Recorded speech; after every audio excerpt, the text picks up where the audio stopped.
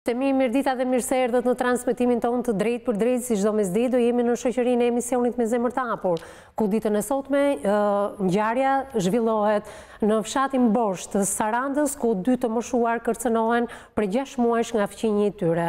Tubi ujrave të zeza kalon në banesë dhe ka sjell dëme të mëdha dhe të parikuperueshme për 2 të moshuarit, të cilët 3 fëmijët i kanë jashtë kufijve të Shqipërisë, dhe nuk duhet që ky konflikt të kalojë nga fëmijët tek fëmijë. Megjithatë, çifti të moshuarve përpara pak kohësh është kërcënuar nga ana e këtij të fundit, ndërkohë që policia dhe bashkia ende nuk kanë marrë masat e duhura. Kush është historia e çiftit? Në fjalë ndiqni materialin e përgatitur nga gazetari Odeta Dume dhe rikthehemi drejt për së drejti në këtë studio. Good morning. Good morning. Got you some coffee. Ata kanë më shumë se 50 vite që jetojnë në Borsh të Himarës, aty ku u dashuruan, aty vendosën dhe të krijojnë familjen e tyre. Bëhet fjalë për çiftin Nesmi dhe Sose Sheko, 2 të moshuarit me origjinë nga jugu i Shqipërisë. Aktualisht jetojnë të vetëm në këtë vend bregdetar, pasi 3 fëmijët e tyre kanë emigruar herët drejt shtetit grek. Të dy njihen në këtë zonë si njerëz punëtor dhe kanë fituar respektin e të gjithë zonës, por kanë më shumë se 1 vit që i shqetëson një konflikt me fëmijën e tyre, Lirim Qepi, ku ky konflikt ka arritur deri në kërcënim për jetën. Nesmi dhe Sose jetojnë në katin e parë të një pallati 3 katësh në Borsh, ndërsa personi që sot janë në konflikt jeton në katin e 3. Ai ka riparuar banesën e tij dhe tubin e ujrave të zeza e ka kaluar mbi murin e çiftit dhe konkretisht kalon mbi dritarin e gjumit, ku gjithçka është bërë në fshehtësi, por të moshuarit nuk ndodheshin në shtëpi. Ata kanë bërë ankesat e tyre në të gjitha zyrat, por askush nuk i ka ndihmuar. Familjarët e palës tjetër i kanë kërcënuar me jetë në mes të lagjes dhe policia e Himarës nuk ka marrë asnjë mas. Sosja na tregon se do t'i shkojë deri në fund kësaj çështje dhe ka frikë që fëmijët e saj mos e marrin vesh një ditë këtë konflikt dhe vinë nga Greqia. 2 të moshuarit që jetojnë të vetëm flen me frikë çdo natë. Ata nuk kanë mbrojtjen e askujt dhe nuk kanë më besim tek institucionet përkatëse që merren me çështjen e tyre. Ndaj kjo 65 vjeçare ka udhëtuar nga Borshi për në studion ton për të rrëfyer zanafillën e kësaj historie dhe se si çdo ditë hasen me ofendime dhe kërcënime nga pala tjetër.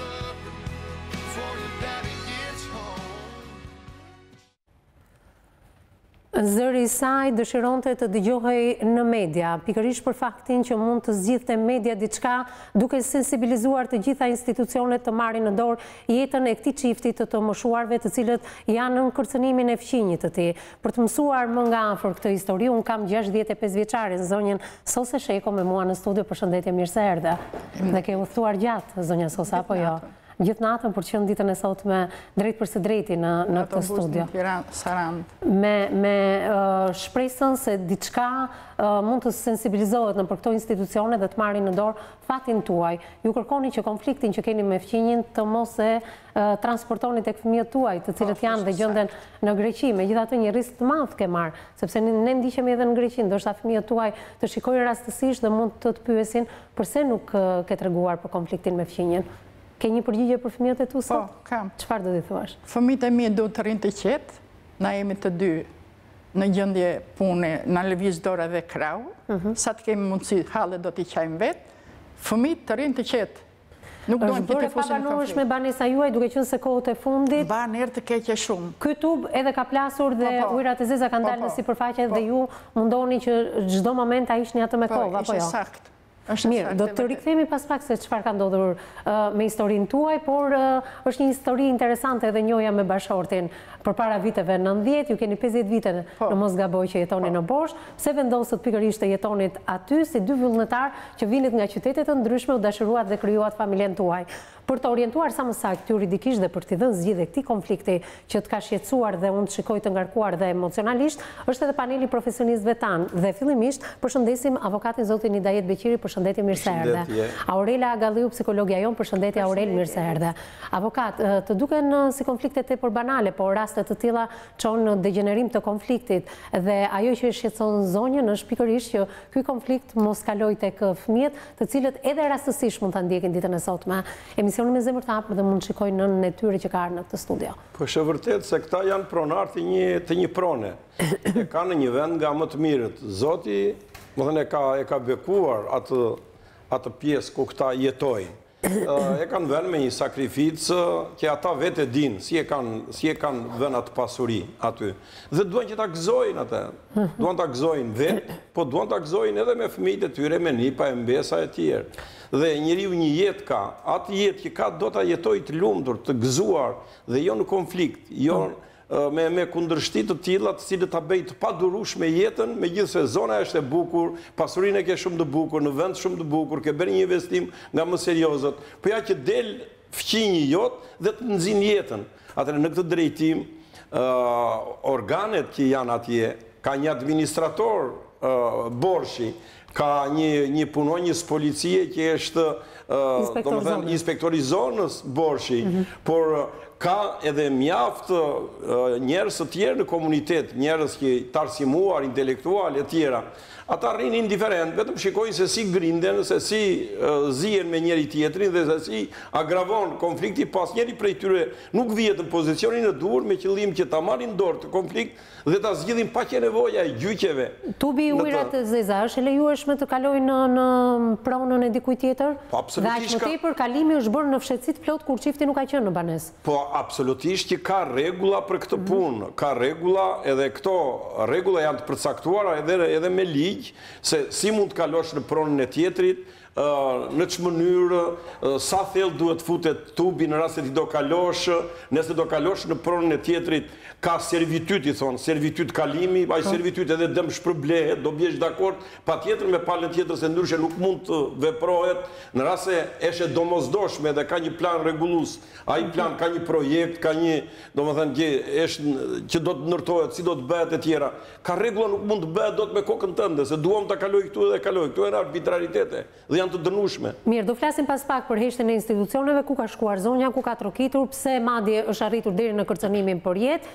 Vetgjyqësia në rastet konkrete të këtyre konflikteve tepër banale në duke, por që sjellin dhe ndryshojnë cilësinë e jetës së qytetarëve. Mund të më thuash diçka, Aurel, në lidhje me këtë gjë? Mund të them, rastet të tilla janë shumë të dëgjuara nga ana ime dhe rastin e zonjës unë kam pasur dhe një rast personal në familjen time, të cilën e kemi përjetuar po njësoj. Ajo çfarë është problematike në këtë pjesë është qetësia e këtyre qytetarëve, e cila nuk është më, sepse normalisht jetojnë me ankth dhe me stres, jo referuar vetëm problemit për shkak se ka tubin dhe i duhet që të ndjejë erën, aromën e keqe që kalon aty dhe gjithçka tjetër, por edhe stres në raport me konfliktin, i cili nis nga një tub, i cili mund të konsiderohet nga ana ime një çështje banale dhe mund të agravoj deri në një konflikt shumë të rëndë që mund të cënojë jetën e gjithsecilit prej nesh. Çfarë ndryshon në cilësinë e jetës së dy të moshuarve, të cilët duke bërë atë shëtitjen e mbrëmjes buzdetit, dikush i kërcënon me jetë? Ndryshon si mund të ndjehen ata? Se pa zonjën emocionalisht të ngarkuar. Patjetër që po. Unë mendoj që kjo e drejta e jetës për të jetuar qetë dhe paqshëm është gjëja primare që ne kemi si individ. Pra të mjap është lirinë të jetoj. Lirin të jetoj, por jo vetëm të shikoj dhe të mund të kem sy të shoh, por edhe ta ndjej atë. Dhe në momentin që flasim për dy individ që kanë një moshë të konsiderueshme, për mua do të thotë gjithçka. Në kohën kur duhet të jetojnë ato vitet dhe ditët e tyre në mënyrë të paqshme për investimet që kanë bërë, për përpjekjet dhe sakrificat që kanë bërë, për hallet e tyre që kanë brenda mureve të shtëpisë, duhet që të shtojnë edhe një ngarkesë të madhe vetes, ndërkohë marrëveshjet e zonja nuk e ka fëmijët këtu dhe sigurisht janë të vetmuar dhe ndjejnë edhe një ankth të referuar vetmisë, ndjehen ndoshta të pambrojtur. Por ajo çfarë është tepër banale në këtë pjesë është fakti që këta qytetarë nuk marrin një leje minimalisht dhe nuk e konsumoj një herë këtë bisedë me familjen për kace, ndoshta komunikimi do t'i bënte të dilni në një marrëveshje të përbashkët e cila do ta ndihmonte edhe familjen që kishte nevojë për të vendosur tubin dhe për të rregulluar problemet brenda shtëpisë të tyre, por edhe çifti në fjalë të cilët nëpërmjet një marrëveshje mund të merrnin një vendim të përbashkët që të mos agravonte në situata dhe në konflikte. Megjithatë nuk është kthyer në një edukat ku shoqëria shqiptare për çfarëdo lloj riparimi qoftë edhe banesa dhe pronë jotja duhet marrin lejet përkatëse, por gjithmonë i kryen këto veprime dhe më pas teksa kundërshtohen nga institucionet, por edhe nga dëmtimi që i sjell rreth e rrotull fqinjit, pastaj e kanë të vështirë ta zhvojnë atë që kanë. Ne kemi modele në të cilat ligjet janë thjesht formale dhe unë e them shpesh, dhe duke jetuar në një shtet në të cilën ne shkelim rregulla dhe nuk dënohemi për këto rregulla. Ne shkelim rregulla dhe ndoshta nëpërmjet rishpetit bëjmë të mundur që të marrim ato çfarë duam, kështu që nuk do të kemi qytetar të rregullt dhe nuk do të kemi qetësi. Prandaj ka ardhur zonja Sose ditën e sotme për treguar hapasapi në lidhje me konfliktin që ka me fqinjin dhe jo vetëm. E nisim nga gjërat e bukura, zonja Sose, për të arritur. Përshëndetje zoti Edis, përshëndetje zoti avokat, përshëndetje zonja psikologe. Unë quhem Sose Sheka, jam 65 vjeçe, kam 3 fëmijë. 2 djemë dhe një vajzë. Vajzën e kam të rritur, janë në Greqi. Vajza ka një djalë 24 vjeç dhe djali ka një vajzë 20 vjeçe.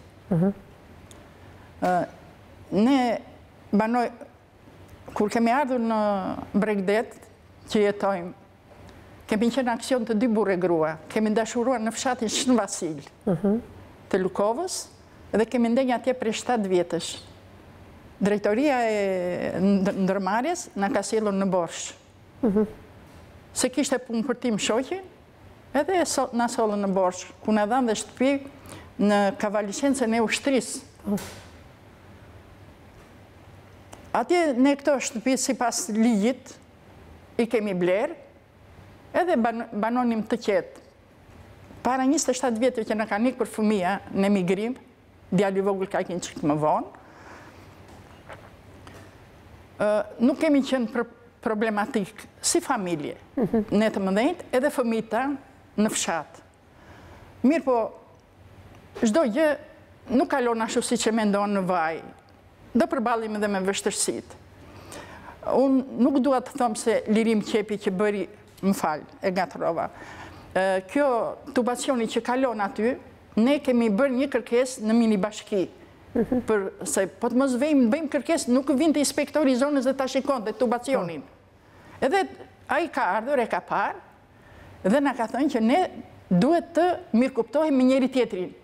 Mirë po ata nuk janë afruar të ne të flasin me neve, po janë afruar me njerëzit e tyre që kanë në Këshillin e Bashkisë. Kur e pat që tubi ishte vendosur dhe ju nuk e keni ditur që tubi po vendosej, sepse në qoftë se do ishit ju në momentin e vendosjes së këtij tubi të ujave të zeza, nuk do ta lejonim do ishin bërë edhe një skandal me neve. Jo, ndoshta mund të mos ishte bërë skandal, por mund të ishte bindur zotëria në fjalë.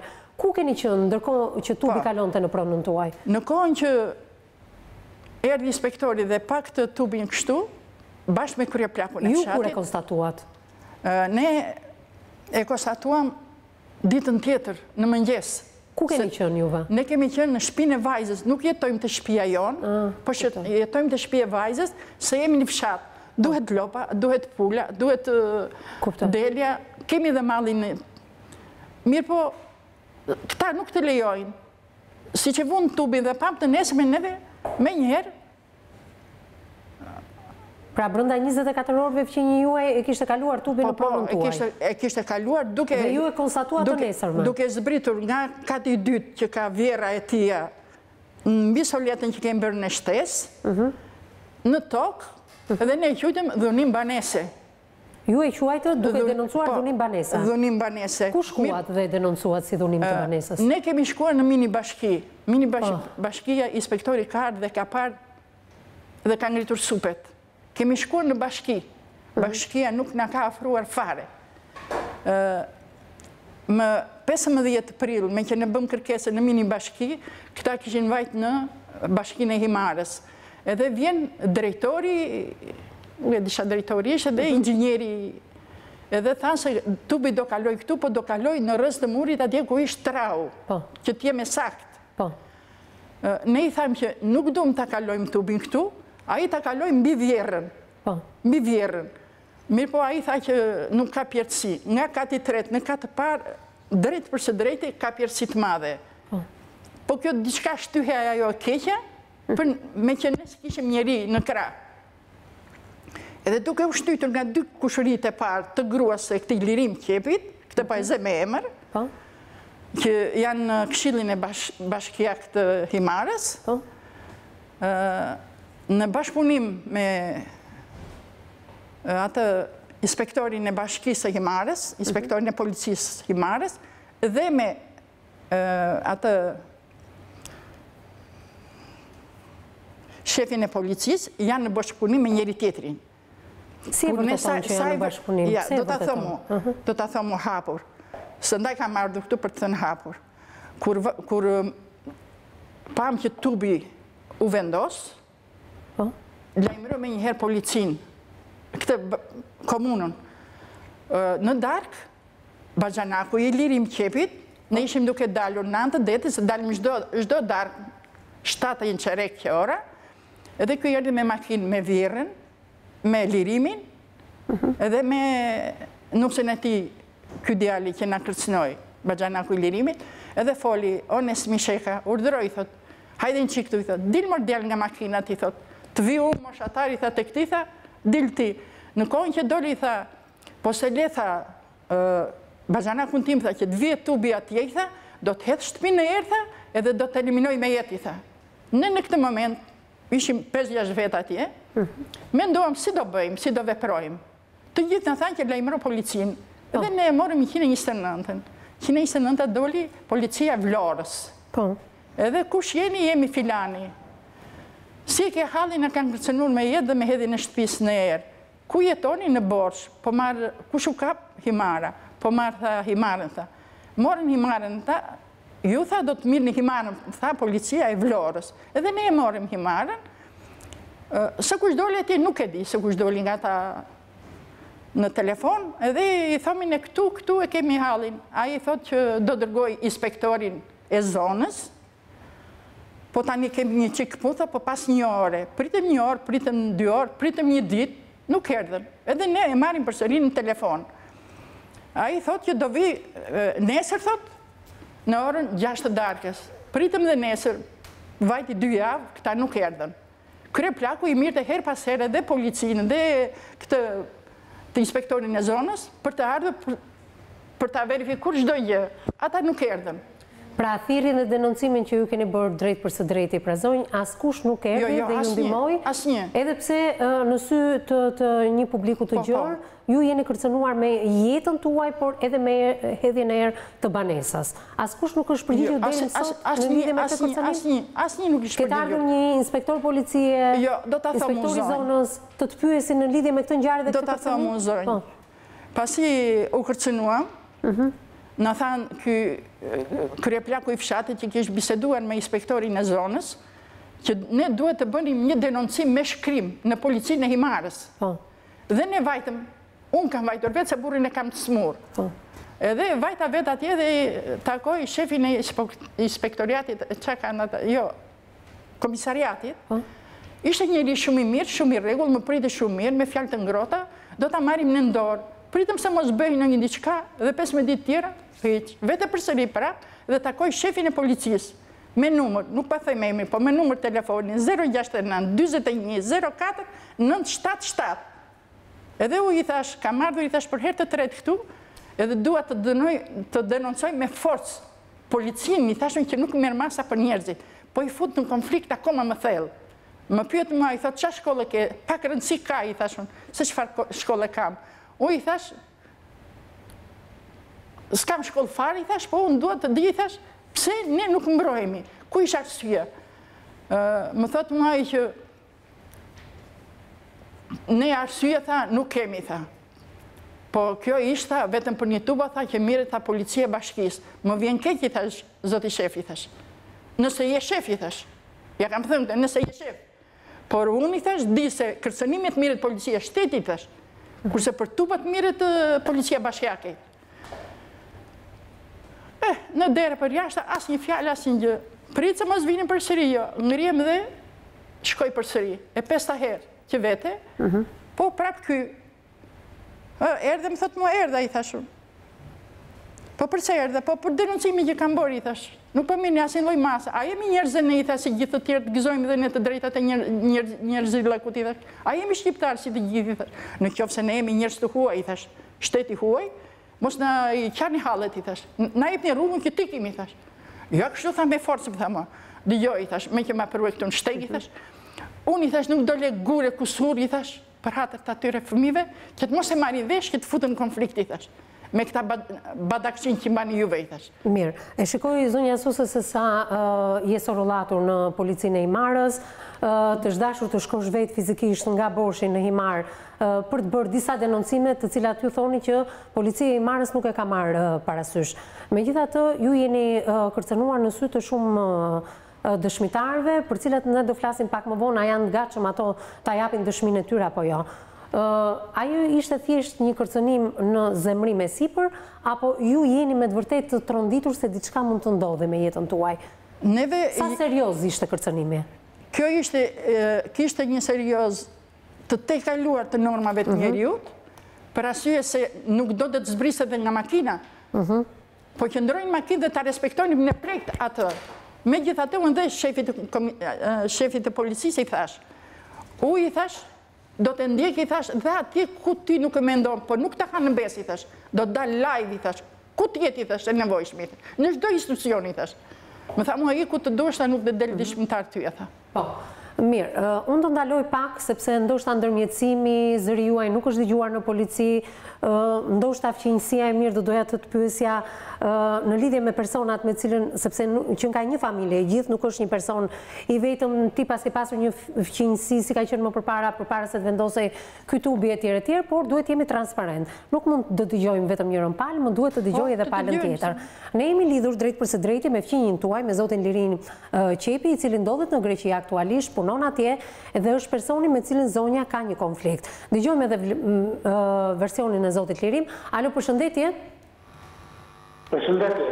Zotit Lirim, jemi drejt përse drejti në studion e emisionit Me Zemër të Hapur. Jeni prezentuar fillimisht nga gazetarja që në këtë studio është fqinja juaj, zonja Sose Sheko, me cilin keni një konflikt? Po, me cilin keni një konflikt për shkak të një tubi të ujrave të zeza. Kush është e vërteta sipas jush? E vërteta është me qëse ata që janë në Shqipëri tash mendojnë sigur i kanë pronat e tyre të gjitha. Unë banoj në një pallat në Buzëdetit. Po. Më kupton? Po, të dëgjoj zotri, jemi live. Po. Më dëgjoj. Po. Banoj në një pallat në Buzëdetit. Tubot e ujrave të zeza të pallateve i kanë blokuar, i kanë futur brenda. Po. Kanë mbyllur komplet çdo rrugë rreth e rrethul pallatit, që ka me të drejtë ka 1,5 metra pallatit 2 metra. Po. Tash unë me sipas ligjit të gjithë njerëzve që bëj rregullime, bëra rregullime në shtëpinë time dhe unë siç bëjnë gjithë të tjerët. Po. Të paktën erdhëm për të punuar atë, jo për të na ndjekur të jetojmë në shtëpi tona. Po. Me vajta në bashki që janë do komuna, dhe më nxorëm atë, gjëra tubon e banjës, e nxorëm në kanalet e ujrave të zeza, nga dritarja banjës kanë bërë, e kjo, s'ka që shpuna. Ndërkohë, ju e dini që tubi ujrave të zeza kalon në banesën e zonjës dhe shkakton dëme tek ajo? Jo, nuk kalon të banesën e zonjës, kalon në balkonin e vjerës time. Kalon në balkonin e vjerës tënde, pra zonjë nuk e prek këtë tubacion? Jo. Mirë, nuk e di se sa e vërtet është kjo, unë do pyes zonjën pas pak, vetëm do doja zotë Lirin. Po. Jo. Më të gjënë? Po, të dëgjoj. Zonja duhet kaloj në doktor për herë. Mirë, megjithatë nuk duhet të ofendohemi sepse në studio ka dhe psikolog. Nuk ofendoj asnjë njeriu, se do të gjësh zonjën, do të gjësh e mua. Po përsa i përket shëndetit mendor të zonjës, në studio ka një psikologe, ka një specialiste që nuk e ka konstatuar zotë Lirim diçka të tillë, apo jo? Dakor, tash ti dëgjove atë që thash unë, do të dëgjosh e mua. Po unë po ju dëgjoj, por jo për të ofenduar. Shëndeti mendor i zonjës është mirë. Si? Shëndeti mendor i zonjës, thënë nga specialiste që kam në këtë studio, është i mirë. Pra, në momentin që unë nuk jam dakord me diçka tënden, edhe mund të të kundërshtoj. Besoj se duhet ta pranosh mendimin tim, apo jo? Tash ti e pranoj mendimin tim, ti do ta dëgjosh mendimin tim tash. Po unë po ju dëgjoj. Ju thatë që tubacioni nuk ka qenë fare në banesën e zonjës. Këtë gjë unë e respektoj. Jo. Po.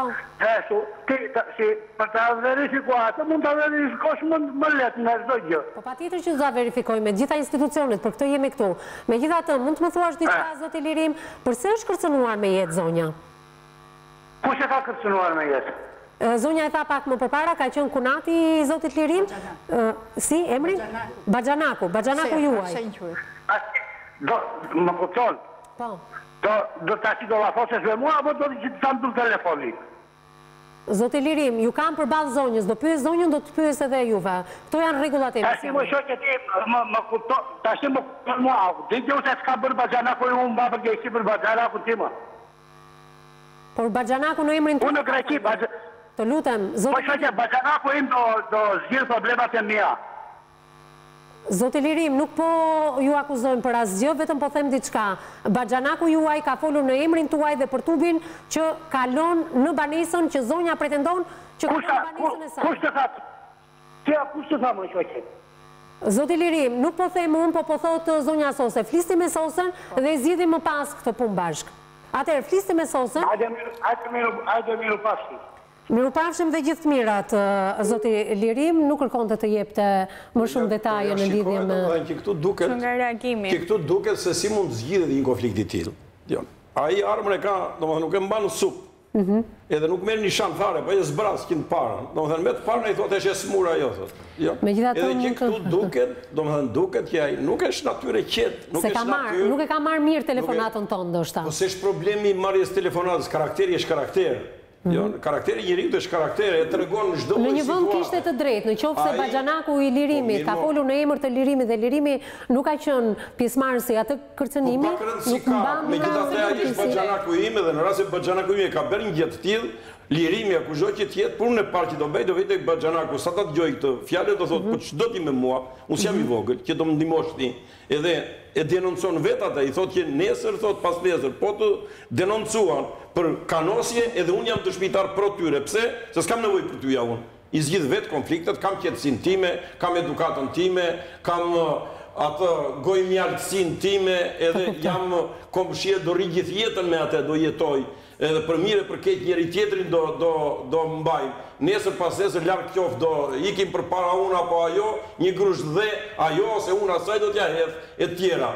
Por ai me njëherë zbraz dy beku pa marrë një sharfar. Ndërkohë pasha Aurelën e cila pati një lloj revoltimi. Doja realisht që t'i flisja zoti Lirim, por besoj se po më ndjek realisht dhe së pari dëshiroj që të shpreh një mendim negativ ndaj tij referuar etiketimit që mund të bëj ndaj personave, ku në fakt nuk është specialist për të vlerësuar mirëqenien mendore apo dhe fizike të individëve në fjalë. Megjithatë, ajo çfarë kuptova ishte fakti se zoti Lirim është shumë mirë informuar në raport me situatën, sepse një individ i tillë, nëse nuk do të kishte informacion kurse si nuk do të ishte impulsiv.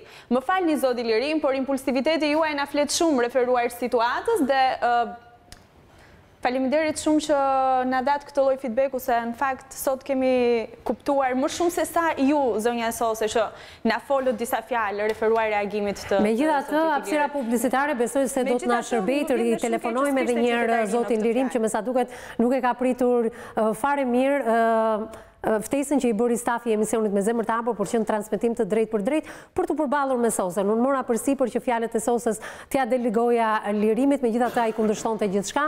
Në momentin kur unë lash të fliste zonja Sose përballë Lirimit, ndoshta do gjenin një lloj kompromisi drejt për së drejti në këtë studio që nuk u realizua. Shpresoj të shërbej kjo hapësirë publicitare, të ritelefonoj edhe një herë zoti Lirim për të folur për kërcënimet dhe çfarë do ndodhi, sepse pikërisht fjala e zonjës Sose u hodh poshtë nga ana e Lirimit. Ai deklaron që tubi i ujrave të zeza nuk kalon fare në sipërfaqen e banesës së zonjës Sose dhe të çiftit në fjalë. Ndjekim publicitetin dhe rikthehemi një herë në studio. Përsëri në transmetim të drejt për drejt, po flasim për konfliktin e fqinjësisë, referuar faktit që njëri nga fqinjët ka kaluar tubin e ujrave të zeza në pronën e zonjës 65 vjeçare që kam të ftuar në këtë studio, ndërkohë që pala tjetër zoti Lirim ishte në lidhje të të drejt për drejt telefonike dhe mohoj gjithçka. Megjithatë, zonja në sy të disa qytetarëve është kërcënuar me jetë nga ana e Baxhanakut të zotit Lirim, i cili u distancua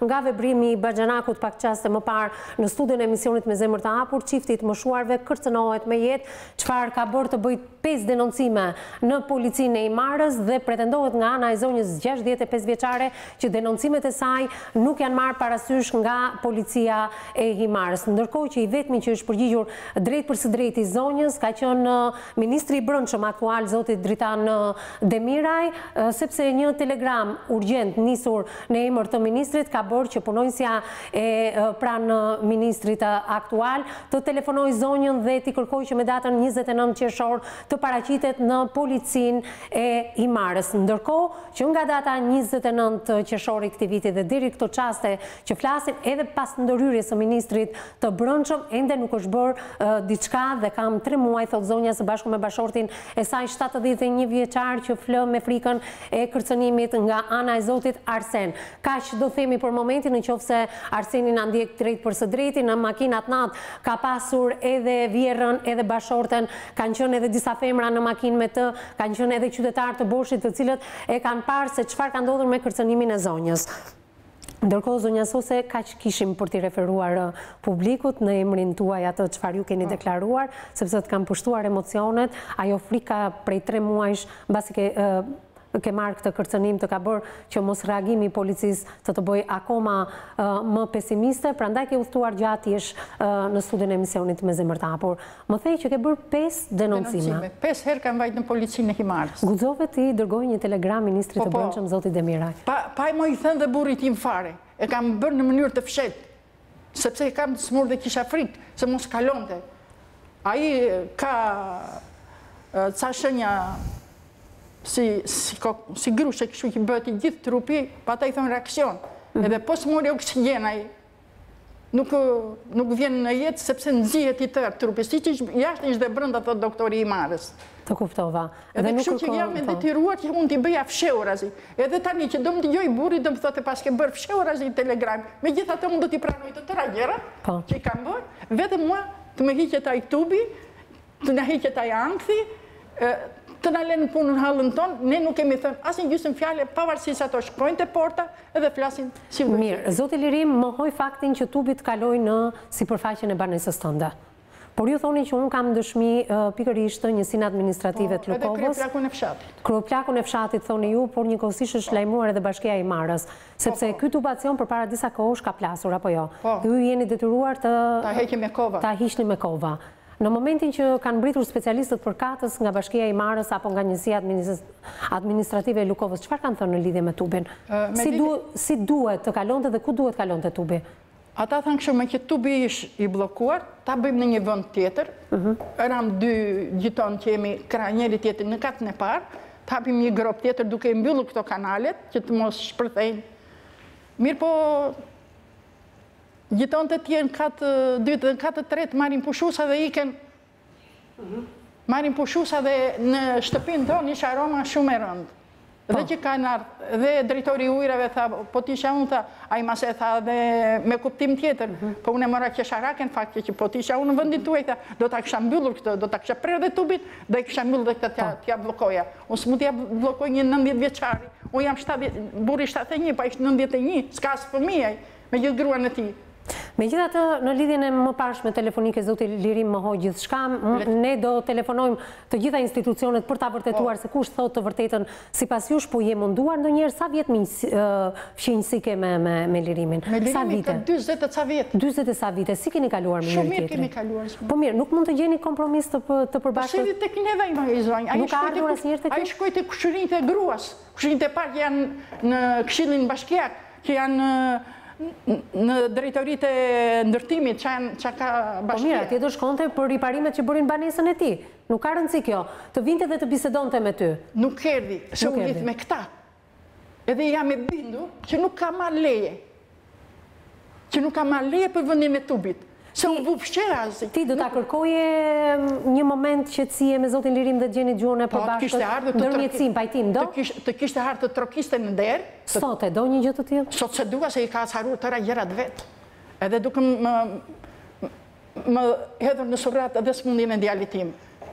Mirë. Ja, nuk e dua. Unë shpresoj që zoti Lirim ta ketë rimar vetën, me sa duke telefonatën e parë, i erdhi e papritur, ftesa e emisionit Me Zemër të Hapur, ne nuk kemi për qëllim të hedhim baltë mbi figurën e askujt dhe prandaj po bëhet kjo transparencë për të dëgjuar edhe zëri i Lirimit drejt për së drejti në këtë studio. Ka shërbyer kjo hapësirë publicitare, ndërkohë që stafi ka punuar për gjatë gjithë këtyre minutave dhe zotin Lirim e kam përsëri drejt për së drejti nga Greqia në studion e emisionit Me Zemër të Hapur. Ai deklaron që ka kërkuar ndërmjetësim me zonjën, por ka qenë kjo e fundit që nuk e ka pranuar dhe në fakt zonja Sose edhe tashmë që unë e pyeta nuk e pranon ndërmjetësimin apo pajtimin me zotin Lirim. E përshëndes edhe një herë zotin Lirim. Alo, përshëndetje. Alo. Zotin Lirim, përshëndetje edhe një herë. Përshëndetje. Ndërkohë me sa duke telefonata e parë nuk na shërbeu që t'ishim më human, më qytetar, sepse ndiqemi dhe jemi live në një televizion dhe nuk duhet përcjellim mesazhe të tilla. Megjithatë unë e kuptoj që keni qenë ndoshta i befasuar nga telefonata jon. Ju keni deklaruar te gazetari Odeta Dume që keni dashur ndërmjetësim me zonjën, por ka qenë kjo e fundit e cila nuk ka pranuar ndërmjetësim, pajtim, rregullim të marrëdhënieve. Jo, unë jam vrarë, jam plënmësoj. A kërkoni i tira marrëdhëniet me të? Unë s'kam asaruar marrëdhënie me atë. Po ju jeni në një konflikt me zonjën, apo jo? Unë s'kam asë një konflikt me zonjën. Unë i kam vajtur në shtëpi për djalin, i kam punë për punimet. Unë i kam dalë borxhi. Po mirë, ju keni pasur dieni që një pjesëtar i familjes tuaj e ka kërcënuar me jetë zonjën? Familjes time u fëmijët i kanë të ti, shoqe. Nuk po më kupton, zonë. Një minut. E në qofë se ma përsërit prap të pa dëshmitar, pa gjithë do të mbyll telefonin. Në vjerën që të mbyll telefonin, po nuk do të dëgjosh atë. Ne prandaj ju telefonuam për dëgjuar në versionin tënd. Ti mund të bësh çfarë të duash me telefonin. Shoqe, më falë, tre fëmijët që kam unë, i kam në Greqi. Nuk po flasim për fëmijët tuaj, pjesëtari i familjes tënde, siç është Bashxhanaku. Kam pjesëtar familjes, kam pjesëtaru. Atëherë, nuk je në dieni, zoti Lirim, që Arseni ka kërcënuar me jetë zonjën Sose? Nuk di gjë. Nuk dini gjë. Si do veproni, të lutem, zoti Lirim, si do veproni në qoftë se vërtetohet që Arseni e ka kërcënuar me jetë zonjën dhe bashortin e saj? Ju si do veproni? Si do veproni? Në që mënyrë ma thua si do veproni? Po si do veproni me Bashxhanakun tuaj se zonja ndjehet e pasigurt? Ka 5 denoncime në policinë e Imarës, të lutem. Unë s'kam gjë me Bashxhanakun, Bashxhanakun tim unë, a ishtë në Angli, unë jam këtu. A i dënoni veprimin e ti, në qoftë se është e vërtet që është kërcënuar zonja dhe bashorti, ju e dënoni veprimin e Arsenit? Në qoftë se është e vërtet ka dëshmitar që kanë dënuar, lejtë të bëj në polici. E pra, distancoheni nga veprimi që ka bërë Bashxhanaku juaj, në këtë kërkonim, zoti Lirim. O zoj, më falë një minut ashti, unë në qoftë se ta kisha bërë unë atë veprim, ndaja unë për jeshqi për veprimin e që më takon të muaj që të zhjeshe. Zoti Lirim, debati është për tubin që kalon në pronë të zonjës, sepse Bashxhanaku juaj nuk e kërcënon kot. Zonja nuk ka konflikt me Bashxhanakun tuaj, ka me ju. Po çkun ka Bashxhanaku im?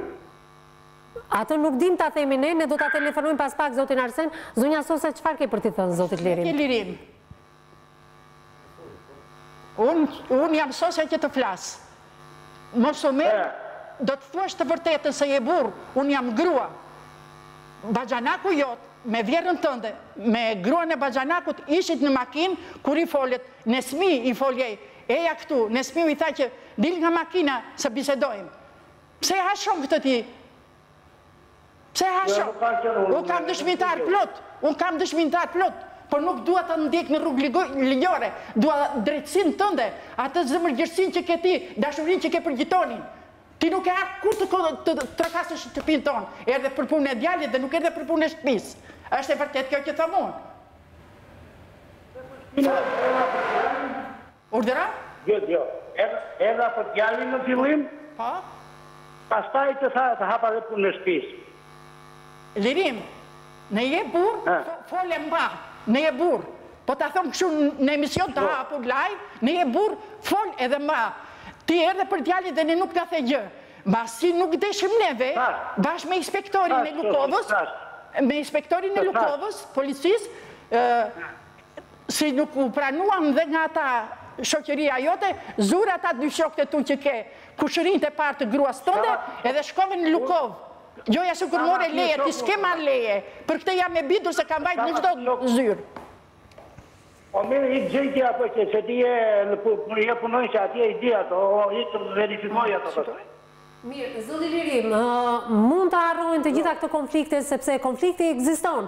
Ju edhe sosja jeni në një diskutim live në studio. Mund të uleni dhe të flisni qetësisht me njëri tjetrin? U s'kam konflikt me sosjen. Unë, shiko, të kesni diçka, unë me tubo ka një s'kam vjeti 3 vjetë që kam filluar dhe më ka sorovatur dhe më ka lënë ashtu. Pra ju thoni që jeni penalizuar ju nga ana e zonës sose? Jo me shoqe. Urdhë? Është sosja që ju ka penalizuar për të shtrirë tubin e kanaleve të ujrave të zeza? Më ka penalizuar mua? Po pra ju po thoni që është ajo që nuk më lejon? Ajo nuk më lejon, nuk më thash, s'kam gjë unë, dhe që s'm ka lejuar, unë i ka orë, po ata nuk flasin, unë s'kam në i gjë me të.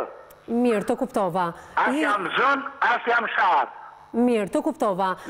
Ndërkohë që në studio kam një avokate dhe një psikologe, që besoj se do të bëjmë pyetjet e duhura, zoti Lirim, që mos të bëjmë pyetje vetëm zonjës sose, të tregojmë të njëanshëm, por edhe ty, sepse ajo thotë që drejt përse drejti ka një konflikt me zotin Lirim Qepi. Po, avokat, mund t'i drejtojnë zotit Lirim. Mirë, ju kuptova që ju nuk keni konflikt, po. Po. Më dëgjon? Po, zoti Lirim, jemi drejt për drejt. Më dëgjon? Zoti Lirim, ju dëgjoj mjaft mirë. Unë nuk mund të rritë 2 orë në telefon, se unë punoj në hotel dhe jam në punë. Nga një pyetje të shkurtër kanë specialistët tanë, avokat mund t'i drejtojsh pyetjen që mos t'i marrim shumë minuta, zotit Lirim. Drejtoj. Problemi është, ka marrë se që të kalohet tubi ujrave të zeza, është një, domethënë duhet të marrë pa tjetër leje. Edhe këtë duhet ta bëjnë, domethënë e bëjnë organet kompetente, e bën bashkia, ka një zyrë urbanistike atje, edhe ata vene shikojnë lejohet, s'lejohet e tjera. Ka një leje për ta bërë një gjë të tillë. Zotëria pretendon që e ka. Por e ka lejen nga bashkia, e ka lejen. Dëgjo. Me që avokat je në linjë. Si? Me kë flasun tash? Me avokatin që se zotin e da jetë dëshiri, ju thamë. Po nuk dëgjoni, zotin Lirim. Dëgjo. Thuaj avokatit, me këse avokatve i di ligjet, ajo zonja ka të drejt të blokoj pallati rreth e rrotull. Në qoftë se merrni vesh Me këse e avokat dhe banon pallat besoj. Të lutem, ka rrethuar pallatin rreth e rrotull, thot. Se si e ka rrethuar nuk e ka rritë e kuptoj. Ka të drejt ajo zonja, thuaj avokatit që i di ligjet mirë. Po s'po flasim për këtë rrethimin e pallatit sot, po flasim për këtë tubin e ujrave, të gjithim të një. Tubin e ujrave, avokat, tubin e ujrave, më falë për shpreja, ku do t'a bëj shurën unë? Ti, si pas regullave, po ti mund t'a bësh edhe në kokën e saj, apo s'lejon njeri? Jo, avokat, jo. Jo, regullat të regoja saja për para, pasaj mi të regoj mua. Ajo s'bet me ku do ti. Prandaj ka institucione, prandaj ka... Po dhe ku do ajo nuk bëhet avokat. Jo ku do ajo e ku do ti, po ku e do ajo, Vanesa, sa metro largë, sa metro thellë, sa me qarë loj materiali, këtë mos bjeri se kundërbon dynjane dhe pastaj atë vjena i inspektori shëndetësis, po kanë vdekur këta, inspektorët e shëndetësisë, se po të ishin gjallë ata, mjafton të qikojnë qikere aty dhe të jepni një gjobë tyja, që të vinde mendja vërdal, po të bënje një veprim vetë pa lejen e organeve kompetente. Po këtu funksionojnë këto institucione dhe të bënë situatë. Je shumë i zgjuar, që në shumë i zgjuar dhe ti. Po dy një jemi në që i zgjuar të një. Prit ashi, më të tërgo ma zhjasin të dhe. Po të dy një jemi nuk e tham, as ujë s'kan dhënë, as bajnë nuk e kam blidhur. Tu bu ashtë atje, nga i vjen era saja.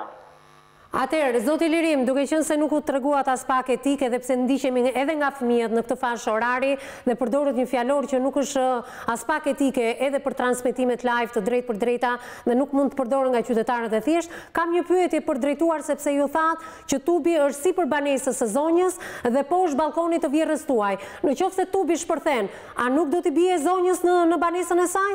E ke menduar këtë gjë? Jo. Nuk i bie. Jo, e ka menduar unë, do t'i përgjigje mu për çdo gjë. Po, vetëm ju lutem përdorni një fjalor më qytetar, të lutem. Tashin që jemi këte a kështu din të flasëm. Po jo me një fjalor se ndiqemi edhe nga fëmijët, është ora e mesditës dhe ndiqemi nga gjithë. Jemi edhe live, drejt për së drejtë.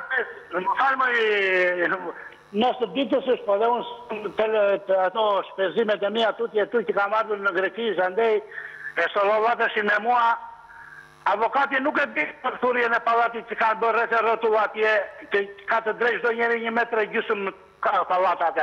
Nuk e din avokati atë, vetëm për tubën e banjës time e pengo ka avokatin. Po ky ka sjell edhe kërcënimi me jetë që një person i familjes tënde që quhet Arsen ka kërcënuar çiftin në fjalë. Megjithatë për rrethimin e zonjës, zonja pretendon se e ka të përfituar me ligjin 7501. Pse ju tashmë që keni konflikt me zonjën për tubin e ujrave të zeza apo nxirrni si pretendim, pse nuk keni vajtur më parë në Bashkinë e Imarës apo në njësinë administrative Lukov për ta kundërshtuar këtë rrethim? Pse nxjerr si paralelizëm, zoti Lirim? Më falë ti, dashi. Ka gjë filmën time atje ku ka rrethuar ajo atë, ka marrëveshjen e pallatit, se unë e di që kur me që se vanë... Zoti Lirim, nuk jemi mbledhur këtu për këtë gjë. Por rrethimin e palishëm të zonjës mund të vini një ditë tjetër, por në qoftë se zonja ka thyer rregullat, nuk ju lejohet që ju, duke parë zonjën që thyen rregullat, të thyeni dhe ju rregullave duke i shmangur tubit të ujrave të zeza, të lutem. Hajde me rupashki. Në momentin që kërkojmë diçka më tepër nga zoti Lirim, është ai pastaj që thash edhe një herë telefonatat nuk i mirëpret. Jashtëzakonisht mungesë qytetarie. Më vjen shumë keq se jeton edhe në Greqi dhe duhet kishte marrë edhe pak kulturë europiane. Megjithatë, ne kuptojmë që faktikisht ka një shkak që ka nisur dhe është iniciuar nga zoti Lirim. Për sa i përket faktit që na theksoi që kishte kërkuar ndërmjetësim dhe kishte dashur që të fliste apo kishte ardhur tek ju, nuk na e vërteton nëpërmjet komunikimit këtë gjë. Është vërtet kjo gjë se pranoi për gazetaren teksa bënte gati telefonatën. Refuzon në mënyrën e nuk është ndërmjetësim. Çdo gjë ta zgjidh nëpërmjet kompromisit live, pastaj ndryshon mendim. Absolutisht, e vizë në momentin që unë kërkoj një ndërmjetësim, duhet t'rregojmë qytetar ta dëgjojë edhe personi në fjalë për ankesat që ka dhe të drejtat që ka. Momentin që unë kërkoj ndërmjetësim dhe nuk e dëgjoj personin tjetër, nuk është ndërmjetësim. Më vjen shumë keq mbi nocionet e vlerës së ndërmjetësimit. Edhe ai nuk di tjetër rrugë. Ai do kaloj këtu. Edhe mbaroj. Jo, ajo që më çuditi ishte paralelizimi me rrethimin e pallatit që mund të jetë edhe i palishëm i zonjës, por ndërkohë që një qytetar apo një fqinjë jote të thyen rregullat nuk do thotë që edhe ne tjerët të shkojmë brapa dhe të thyejmë rregullat. Ne nuk e dim vërtetësinë e kësaj që na tha zoti Lirim dhe absolutisht as vërtetësinë e gjitha fjalëve që po na referon zonja. Po pse kemi pushtetin vendor inekzistent dhe policinë inekzistente në këtë rast? Ky është shkaku kryesor pse na e ka sjellë dhe zonja në këtë studio. Dhe ne jemi këtu dhe doja t'ja bëja me dije zoti Lirim. Qëllimi jonë është që ne të ndërmjetësojmë në mënyrë që t'i zbusim këto konflikte, mos jenë ekzistente, sepse më shumë rëndësi për ne ka jeta e qytetarëve, jeta e zotit Lirim, jeta e zonjës sose, sigurisht dhe fëmijëve të tyre, ta zgjidhim këtë situatë jo nëpërmjet konfliktit, por nëpërmjet komunikimit, e cila ka një vlerë shumë të madhe në qenie njerëzore. Ndryshe nuk do ta kishim komunikimin. Megjithatë një hap pozitive bëri zoti Lirim dhe duhet të thënë që unë distancohem nga ajo që ka bërë kunati im. Familja ime nuk është Baxhanaku, më falni, dhe ndërkohë nëse do ta vërtetoj që me të vërtetë do jetë dënueshme veprimi që Baxhanaku im ka bërë. Dhe ky është një hap pozitiv për zotin Lirim, që distancohet sepse ndoshta është një veprim i Baxhanakut i ndërmarr personalisht dhe jo të përfshijmë edhe persona të tjerë. Problemi është tek ajo që ne sa dëgjojmë në komunikim, edhe gjithë qytetarët që kanë sot dhe po e ndjekin këtë emision, ata shikojnë se çfarë mënyre komunikimi ndërtojnë me njëri tjetrin fqinjet. Domethënë, fqinji është vëlla. Fqinj 20 vjeçarë? Fqinj është motër. Model për fëmijët. Fqinj është, themun, është familje. Personi më i afër që të gjendet pranë në momentin më të vështirë. Gjithçka me fqinjin e kalon, sidomos në situata të tilla, se nuk po flas për shembull për një pallat që është 20 kate dhe aty ndryshe është në kryeqytet.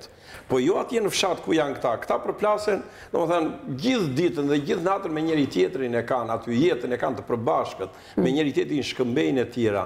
Edhe kjo frymë komunikimi, kjo është jashtëzakonisht e dënueshme, edhe nuk ka qetësi. Ai nuk ka qetësi vetë, edhe ju thoni që ai u distancua, po çu distancua?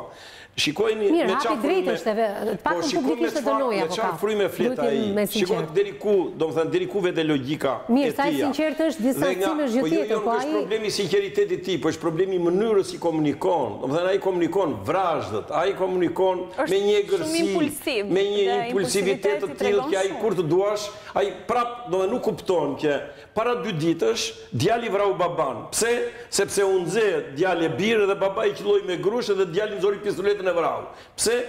Ja, këto janë impulsivitetet, agresiviteti, mënyra që asaj mungesës qetësisë kur ti bisedon me tjetrin, që do bisedosh si njeri, do bisedosh gjithmonë, do mendosh që ai që ti po bisedon mund të ketë një hall aq të madh sa një shkëndijë do kaq, sa ti thuash ti atij, sikur edhe mirë ti thuash ti, ai plaç do të thotë ty në moment. Edhe në këtë situatë ti do ta mendosh veten gjithmonë që nuk dihet çka ka ai tjetri. Dhe pastaj kur shikon lirimin, kur shikon pastaj që bën denoncimin zonja 5 herë dhe thot më kërcënoi me jetë, dhe thot burri tim që hajde këtu, edhe pas britur në makina e tjera Baxhanaku. Domethënë, të njëjtën vrasësi dhe Baxhanaku, këtu duket që e gjithë terreni, gjithë ambienti. Mirë, rikthehemi një analizë më të detajuar vetëm pas pak sepse është momenti një hapësire publicitare, ndërkohë që kanë marrë vetë në dorë komentet e tyre si psikologja, ashtu edhe avokati me njëherë, edhe mbas ndërhyrjes së dytë telefonike nuk arrinti ta përfundonte bisedën me ne zoti Lirim Qepi, i cili aktualisht ndodhet në Greqi dhe ne telefonuam për të dytën herë. Ndjekim një hapësirë të shkurtër publicitare dhe rikthehemi në pjesën e tretë dhe të fundit të këtij emisioni. Miqtemi, jemi rikthyer përsëri në transmetim të drejt për drejt në studion e emisionit Me Zemër të Hapur.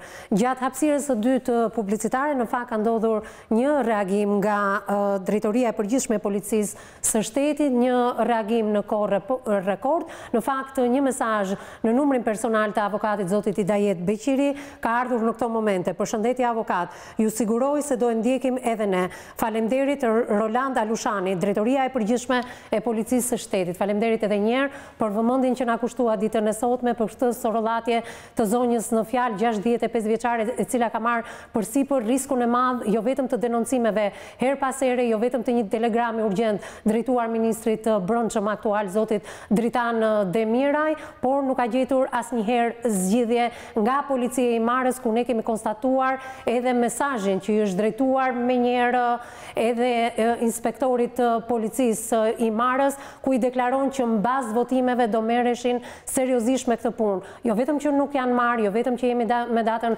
27 korrik drejt për së drejti në televizionin News 24, por kemi një zonjë 65 vjeçare e cila nuk e zë gjumin natën së bashku me bashortin e smur, me 3 fëmijë emigrantë, sepse është kërcënuar me jetë. Le të jetë policia e shtetit dhe faleminderit edhe një herë zotit Roland për këtë mesazh të drejt për drejt, për këtë ndihmë të drejt për drejt dhënë zonjës dhe që policia e shtetit është në detyrë dhe është pro qytetarëve. Avokat, fillimisht sepse ky mesazh erdhi tek ju, një mesazh që unë sapo e lexova në këto momente. Ndjeshmëri jashtëzakonisht e mirë, por nga ana tjetër unë nuk e di se ku ka shkuar, domethënë denoncimi i zonjës, se thotë kanë bërë 4 denoncime, po denoncime domethënë 5 denoncime, po denoncimet janë marrë, domethënë është marrë me shkrim procesi i kallëzimit, proces verbal kallëzimi apo jo është mbajtur, se ajo është dokumenti bazë që tregon që kjo po kush e orienton qytetarin kur shkon në komisariat një herë, 2 herë, 3 herë? Kur do vej në polici, vetëm në polici thotë unë po kallëzoj penalisht filanin që më ka kanosur për vrasje mua dhe bashortin tim dhe do i shpjegoj ngjarjen dhe do ta firmosë atë proces kallëzimi. Nuk duhet ta marrë dhe nuk duhet ta marrë askush. Nuk kanë firmosur thotë zonja, në kohë rekord përgjigjet pyetjes tënde. Po pikërisht, domethënë ata nuk e kanë marrë kallëzimin dhe kjo është po kjo nuk është faji i qytetarës. Po është faji i qytetarës, kjo është e keqja. Edhe kjo është akoma një faj akoma më i rëndë në rast se nuk është vepruar. Ai punoi si policistë së shtetit, kur qytetari i vete e thot më ka kanosur dikush, punën e parë që bën, merr një oficer të policisë gjyqësore, ulet e merr zonjën dhe i merr proces verbal, ban proces verbal kallëzimi për kallëzimin e krimit, jo po kallëzon një krim, edhe aty ka dhe pasojë në rast se bën kallëzim të rrem, i thotë që do vesh në burg ti, po që kallëzimi i rrem, se do t'i futet oficerët e policisë, do ta hetojnë, do t'ia çojnë prokurorisë, do ta hetojë prokuroria dhe do vijë gjyq ai për këtë çështje. Se s'ka krim më të rënd, nuk ka vepër më të rënd penale, se sa dikush ty të delet kërcënon, unë të marr jetën, unë të hedh në shtëpinë. Po kush je ti në raport me mua? Kush je ti? Unë kam shtetin që më mbron, kam ligjin që më mbron, edhe shteti dhe ligji kanë burgje, kanë burgim përjetshëm, kanë dënime të tjera me radhë dhe më garantojnë jetën mua, më del zot shteti dhe ti nuk ke të drejtë kurrën e kurrës, s'ke drejtë kërcënosh, domethënë edhe pjesëtar të familjes tënde, edhe fëmijën e vogël tënd, se po të kallëzoj edhe veten burg dhe me fëmijën tënde, jo me një qytetar të thjeshtë. Ku e gjen ti guximin që më dalke mua dhe edhe më kanosë, më thua, po unë ndjeve me për tubin, unë tyja do të hedh dhe erë me gjithë shtëpia dhe do të vras juve.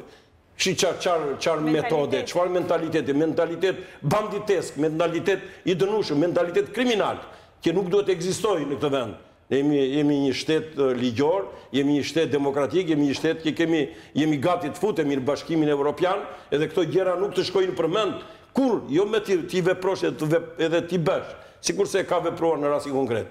Dhe kjo papërgjegjshmëri tani aty punojësit policisë, si merr kallëzimin, edhe më njëherë t'ia çoj prokurorisë, dhe prokuroria më njëherë t'ia çoj gjykatës. Dhe gjykata me njëherë të marri provat e tjera me radhë, da gjykoj dhe dënohet deri 4 vjet burg për kanosje serioze për vrasje, ose për hedhjen në erë të shtëpisë e tjera me radhë. Atëherë, si mundet, pse mbajt një qëndrim i tillë indiferent, dhe me që vazhdova, duhet ta vazhdoj deri në fund këtë ide.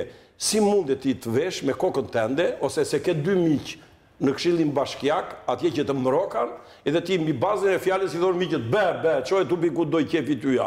Edhe kaloje tubin atje ti, po s'kan çton ata se po të ankohen, tek ne do vinë, atje ke neve ti, mos çaj kokën ti për këtë punë. Edhe kjo që nga rruga që duhet të ndjekur. Por në radhë parë njerë, vetë ai qytetar nuk duhet ta bëjë një gjë të tillë. Nuk duhet ta bëjë një gjë të tillë sepse ai jeton në fqinjësi me zonjën. Dhe çdo lloj padrejtësie këta që bëjnë njëri tjetrit. Edhe kjo, nëse ka bërë zonja që ka thurur, ka rrethuar diçka dhe pengon ata që të dali atje dhe atë që tha në telefon ai, mund të jetë dhe e vërtet, ne nuk e dim, nuk po analizojmë të gjë. Po edhe kjo po që e vërtet. Janë hile në thonjza që ja bën njëri tjetrit, po janë të rrezikshme. Duke qenë se kemi 2 qytetarë që thonë versione të ndryshme të konfliktit në thonjza të tyre, të një debati që ata kanë mes vetit. Ku është pushteti vendor në këtë rast? Që duhet vendosi pikat mbi avokat? Pikërisht këtu duhet të ndërhyj, unë thash, ndërhyrjen e parë njerë duhet ta bëj, punën e parë do ta bëj inspektori i shëndetësisë. Ai ka jetën tonë në dorë, domethënë ai shikon, ashtu siç vetë kontrollon ushqimet dhe restorante që mos të helmohemi.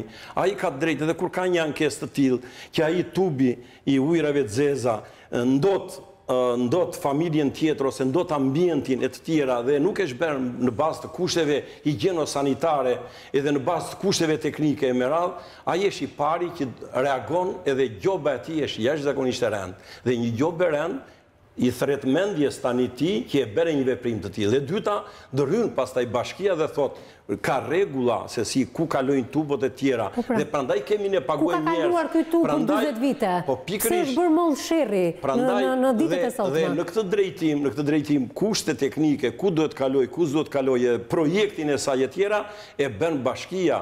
Prandaj paguajmë neve ata njerëz. I zgjedhim, po pastaj u paguajmë pagën gjithë jetën atyre, ne atë sa janë atje, sepse paguajmë taksën me taksatona, rrojnë ata. Po unë nuk jap taksën atje që të më nxi jetën. Nuk jap taksën atje që të ma bëj jetesën aty në banesë të padurueshme, edhe që unë nuk di ku të vete, ku të jetoj. Se kjo është reciproke, edhe pra te është e rëndë. Edhe për vetë atë, se familja tia dhe ai e ndjen ato era, kur ai e çon, domethënë atje që rrjedhin ujërat e zeza e tjera. Si mund të jetosh aty? Edhe kur rrjedhin, edhe ku do vjen pastaj kur rrjedhin? Do vjen det. do vjen atje tek borshi. E themi le pse nuk na vinë turistët e huaj, apo pse ikin turistët e vendit, po ikin se shikoj çfarë mënyre, çfarë primitiviteti ka në këtë mes. Duke qenë se zoti Lirim nuk arriti të përballonte të dyja telefonatat që me sa duket nuk i mirëpriti nga ana e stafit të emisionit ton, do doja të bësha unë në krahun e Lirimit dhe të jem avokati djallë. Në qoftë se Lirimi ka bërë gjithçka brenda rregullave dhe të miratuara nga njësia administrative Lukov dhe Bashkia Imar. Në qoftë se kemi një zonjë e cila kundërshton për shkaqe që i di zonja Sosa, atëherë çfarë mund t'i themi kësaj qytetareje? Kësaj qytetare ne do t'i themi këtë gjë. E para njerë që nuk e shberë, se po t'ishte bërë kjo gjë, domethënë t'ishte bërë me kushte teknike të tjera. Unë do ta marrë në një moment dhe do vijem në krah Lirimit, se Lirimi nuk e mbrojti vetën, do ta bëjë unë Lirimin. Në rast se ky është vendim që e ka marrë, domethënë e kanë marrë ata të urbanistikës atje, dhe kanë dhënë dhe leje ata, edhe kanë thënë që këtu të kaloj mbi kokën e saj të kaloj ky tub. Edhe nëse rrjedh, domethënë e mbajmë ne përgjegjësinë, thon ata, edhe kanë lejuar dhe institucionet e tjera të këtij shteti nuk funksionojnë, atëherë kjo zonjë ka të drejtë marrë një avokat, do gjej një avokat atje në Sarand, edhe do vej, do hapi një gjyq, do thotë cënim në pronësi, po mbej një cënim në pronësi dhe pronësia e saj është totale, nuk është vetëm marrje toke, nuk është, po është edhe kalimi një tubi ku nuk duhet kaloj. Qoftë edhe kalimi në një rrugë kemeral. Pa ditet edhe njësia administrative e Lukovës që ka lejuar? Jo, kjo pa dit Lirimin me te ka konfliktin, po në rast se konstaton që është dhe një leje, pa dit edhe bashkin. Si pa letret. Po, edhe pastaja, gjykata e merë, do vej, do marrë ekspert nga më të mirë që ka kjo fush në Shqipëri, vete i qonë atje, e shikojnë ata, fotografojnë, masin, shikojnë ndjeshmërinë, në ata ekspert ka dhe në ata që janë higjenist, e tjera dhe shikojnë qarë kushte preken e bën, dhe në rast se konstatohet që kësaj e shkaktuar dëm, dhe demi është edhe shëndetësor, demi është edhe nuhatje, edhe ushqim, edhe dobësim, e tjera, është edhe pra një dëm edhe shpirtëror, që s'po e gëzoj do të këtë pasuri, a i vlerësohet i gjithi, a i dëm është edhe psikologjik, futet ekspert dhe psikologjik, dhe a i dëm është edhe në të holla, edhe ajo shumë e të hollave që ngarkohet ky person që e ka shkaktuar të dëm, është jashtëzakonisht i madh dhe gjykata vendos e para që të ndërpritet, domethënë kjo paligjshmëri dhe ky cënim të frenohet dhe e dyta të paguash dhe dëmin që i ke shkaktuar kësaj. Pra ka dhe një rrugë gjyqësore në fund. Shumë mirë për avokat që ka edhe një rrugë tjetër për zonjën edhe për zotrin, megjithatë gjithë ky kalvar i gjatë problematikash për shkak të një komunikimi dhe të gjetjes së gjuhës së përbashkët.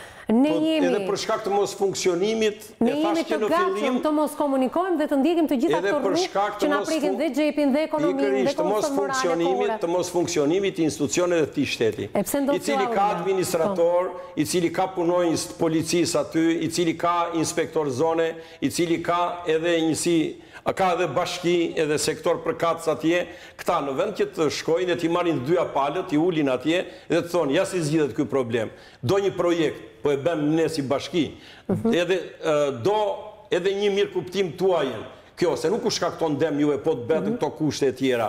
Edhe gjendet fjallë, edhe këta me njëri tjetër në gjej fjallën, pasaj në rrasë se nuk u shkaktohet asnjë lloj dëmi, edhe fëqinësia shkon shumë mirë. Imagjino që avokati i duheshin më shumë se 15 minuta të fliste se si zgjidhet ky konflikt nëpërmjet rrugës ligjore dhe imagjino kalvarin e gjatë të këty dy qytetarëve që njëri jeton në Greqi dhe tjetri jeton në Shqipëri në Borsh. Dhe kanë persona ndërmjetësues. Po, dhe imagjino koston morale, ekonomike të gjithë këtij kalvari ligjor, vetëm për mos gjetur gjuhën e përbashkët. Pse ndodh kjo që shqiptarët më mirë shkojnë në gjykat ose vinë për emisione se sa të gjejnë gjuhën e përbashkët me njëri tjetrin? Ne faktikisht vis nuk kemi mentalitet dhe kulturë komunikimi. Dhe përderisa kjo mungon, sigurisht që do jemi në çështje të tilla të cilat do t'i referohen më mirë një studioje televizive dhe një emisioni për të marrë zgjidhje se sa të shkohet drejt instancave që zonja i ka ezauruar por që nuk ka arritur të marrë qoftë një zgjidhje të vetme apo një mbështetje të vetme. Sigurisht që ajo çfarë mua më shqetëson referuar gjithë kësaj historie është fakti që ne kemi të bëjmë me kërcënim për jetën e njeriut. Dhe të më privosh jetën, të më kërcënosh jetën, për mua është themelore dhe unë do ta ndjek deri në fund. Dhe sigurisht ajo çfarë dëshiroja që të vlerësoja referuar zonjës Sose dhe referuar gjithë atyre qytetarëve që e dëgjojnë dhe ndjekin sot këtë emision, është sakrifica e madhe që zonja Sose ka bërë për të mos e deportuar këtë konflikt tek fëmijët e vetë, por edhe të sakrifikoj në raport me bashkëshortin e saj për t'i fshehur disa të vërteta rreth konfliktit, si të mos e shqetësoj atë dhe mos ta çoj në agravim konfliktin. Pra, ne sot kemi të bëjmë vërtet me një figurë femërore, por që ka karakteristika burrërore dhe bravo i qof dhe unë e përgëzoj. Sa shpreh ana emocionale, sepse unë e ftova zonjën Sose që ndoshta të gjejë një rrugë komunikimi, ndërmjetësimi me lirimin, por nuk u tregua as pak e gatshme. Pse? Në fakt nuk u tregua e gatshme, sigurisht jo vetëm për faktin se është e lodhur, por se është prekur dhe aty ku i dhëmb, aq shumë sa nuk mban më. Pra, përgjatë komunikimit zonja Sose theksoi që është prekur fëmia, janë prekur disa të vërteta mbi të që ka investuar mbi jetën e saj, ka investuar mbi këta fëmijë, ka investuar mbi pronën, por edhe ngrënia në besë, bërja e këtij veprimi në mungesë të personave përgjegjës në shtëpinë e tyre. Sigurisht, referuar kësaj kauze dhe këtij rasti, kemi të bëjmë me një ngrënie në besë jo vetëm për sa i përket anës morale, por edhe të veprimeve të kryera nga këta persona që e kanë kaluar. Ka vajtur është një shkallë tani agravimi shumë i lartë, domethënë ka vajtur një shkallë të lartë. Mund kemi ulje të këtij agravimi, si vjen ky agravim përveç rrugës ligjore, do doja emocionale, qytetarie, si mund vi ky agravim në ulje? Avokati rrugën ligjore dha, po dua datë emocionale. Rikthimi zonjës, ditën e sotme në Borë, çfarë ndodh Aurel? Terreni me njëri tjetrin, këta nuk e gjejnë dot me të dy këta. Nuk gjejnë. Agravimi është jashtëzakonisht i lartë. Zoti i gjendet në Greqi në këto momente. Zoti Lirim, po ka është Baxhanaku? Nuk ka marrë iniciativën të vi këtu, sepse e hodhi poshtë Baxhanakun e vet duke thënë që unë nuk jam në djeni të kërcënimeve që ai ka bërë dhe sigurisht që e dënoj. Atëre, zotrin nëse e dënon eja personalisht këtu, merre përsipër dhe koston monetare, sepse në fakt nuk është asgjë referuar kostos emocionale dhe shqetësimit emocional që i ke dhuruar kësaj familje, dhe eja si qytetar hidhi poshtë dhe gjithë ato opinione negative që na dhe këtu dhe mendime negative referuar komunikimit, dhe hajde si qytetar jepi zgjidhje kësaj familje e cila është në ankth dhe në stres prej kohësh për shkak se ndjehet i kërcënuar me jetë, për shkak se nuk ka lirinë e fjalës dhe lirinë e veprimit dhe për shkak se i mohohen të gjitha të drejtat që zonja ka në raport me pronësinë. Më fal, kam investuar në këtë pronë dhe investimin tim do ta mbroj me gjak sepse me gjak e kam bërë. Pikërisht për këtë kemi një shpresë ligjore, është gjyqi që zgjidh gjithçka. Edhe referuar komunikimit të avokatit. Një zgjidhje emocionale më intereson. Tani ndërmjetësimi losë rol të jashtëzakonshëm. Kur janë të agravoara në këtë mënyrë palët, atëre del dikush. Ai dikush mund të jetë dhe administratori, mund të jetë dhe kryeplaku i fshatit. Kryeplaku ka ndërmjetësuar. Ai vjen jo të vi tani ai kur e shikon që këta kanë vajtur s'ka ku të vej me, tani që ti uli këta edhe të qetësohen këta dhe t'jep edhe një zgjidhje pozitive. Dua një zgjidhje emocionale nga ana vetëm një ndërmjetës mund ta bëjë se këta nuk e gjejnë dot me njëri tjetrin. Po, Aurel, e fundit kjo, zgjidhje emocionale. Për mua shqetësia mbi të gjitha e zonjës. Do t'i referoja që të mos e agravonte më tepër nga ana emocionale dhe prekja e moralit, komunikimin që këta qytetarët kanë bërë. Unë sot pash një dritë jeshile, referuar dhe mesazhit që erdhi avokatit, dhe kjo na bën të kuptojmë që ka dhe individ të përgjegjshëm nëpër instancat tona që do t'japin zgjidhjen, por mbi të gjitha kryesore është prezenca e zotit, më falë se ja rova emrin, Lirim, të kthehet në Shqipëri dhe ta zgjidhë ai personalisht këtë çështje për t'i dhënë qetësinë këtyre qytetarëve. Ju falenderoj të dyve për prezencën në këtë studio, shpresoj që zëri yt ditën e sotme u dëgjua, sepse vjen mesazhi drejt për drejt në numrin personal të avokatit nga Drejtoria e Përgjithshme e Policisë së Shtetit. Faleminderit edhe një herë zotit Rolanda Lushani, po na ndiqte dhe më një herë do të veproj. Unë e falenderoj shumë, edhe kam besim të plot se do marrë qëndrim serios nga i punojësit të policisë edhe punojësit të policisë bashkiake. Do t'ja shtrim edhe njerë dorën e pajtimit lirimit? Nuk e gjetë me lirimi. Po të kishë troket, do në thashtë në fillim, zonjë. Në qoftë se troket, sot? Nuk troket. E di që së troket. Jepja, nëse, do t'a marri për... Gjithsesi do të zgjidhet, ajo do zgjidhet edhe teknikisht. Është një problem teknik, do zgjidhet teknikisht. Dhe kur zgjidhet teknikisht, juve pastaj konflikti. Ta lëm të mendohet zonjën, ta lëm të mendohet zonjën, diskutoj edhe me bashkëpunëtorët. Nuk vinë ata, nuk vinë. Në qoftë se do vinë. E marrim të mirëshëm. Po të vinë, i presim me gjithë dëshirë, por ne kemi mirëpritur më përpara se të thoshim për fëmijën e smur.